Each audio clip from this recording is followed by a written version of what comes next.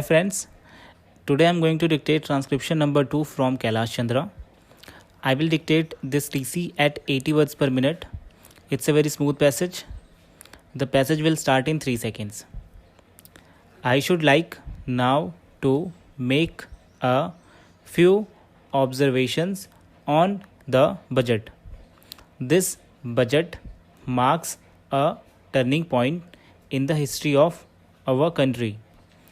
It is no use attempting, as some of my friends have done, either to deprecate the budget very strongly or to suggest that we are not witnessing a new revolution in our method of fiscal training and technique.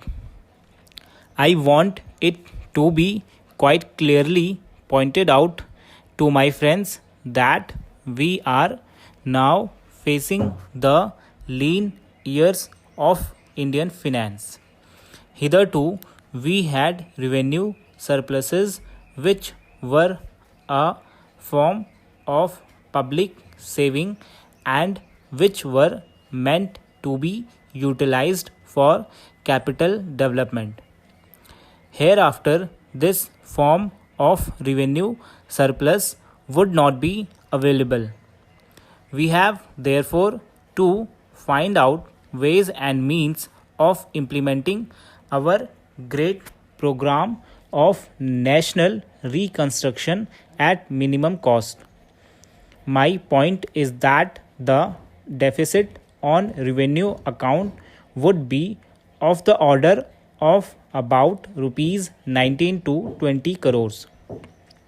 Here, let me point out that I do not agree with those of my friends in the finance department who have attempted to suggest that rupees 9 or 18 crores which are obtained from Pakistan should be put to the revenue side of the budget.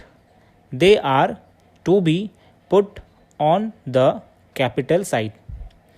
But that does not seriously alter the trend of my argument.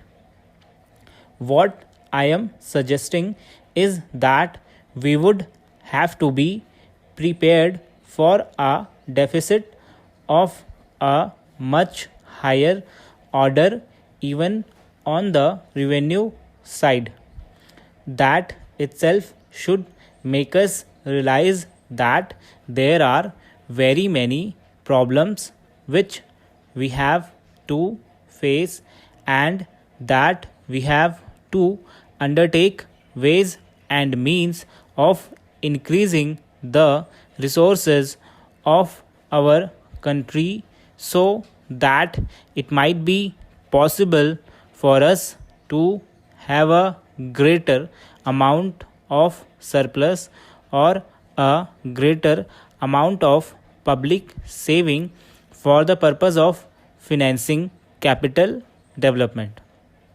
The finance minister, in the course of his speech, Mr. Deputy Minister, pointed out that the deficit during the past 2 years were of the order of rupees 83 crores.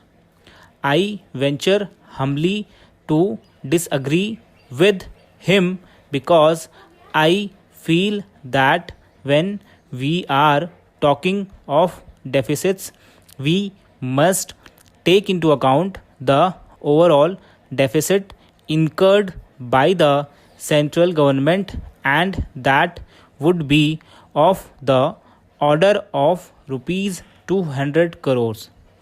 During the years of relatively light expenditure, we had a shortfall of about rupees 200 crores. Undoubtedly, now when we are going to have a very great amount of expenditure, we might have a greater amount of deficit, and we would have to find out ways and means of trying to meet our capital expenditure. Some members have pointed out that deficit financing is good. Others have pointed out that it is poison. One honorable member who preceded me pointed out that it could be taken like a tonic. Now, I am not willing to enter into the merits of deficit financing or demerits of deficit financing in an academic spirit. The time has now come when we should face realities. I do suggest that we have to indulge in deficit financing, because without indulging in deficit financing, it would not be possible for us to indulge in capital expenditure on such a large scale. But when we are talking of the scope of deficit financing, I would like to place before the House and the Finance Minister the two great limitations which face us. The first limitation that faces us is that concerning the internal price level. The Honorable the Finance Minister referred to the cost of living.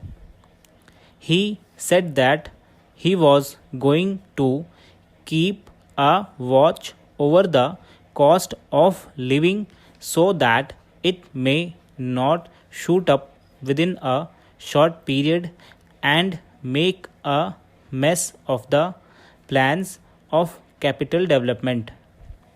But there is another limitation which has also to be borne in mind, a limitation which has not received as much notice as it should have done in all the discussions that have taken place on deficit financing.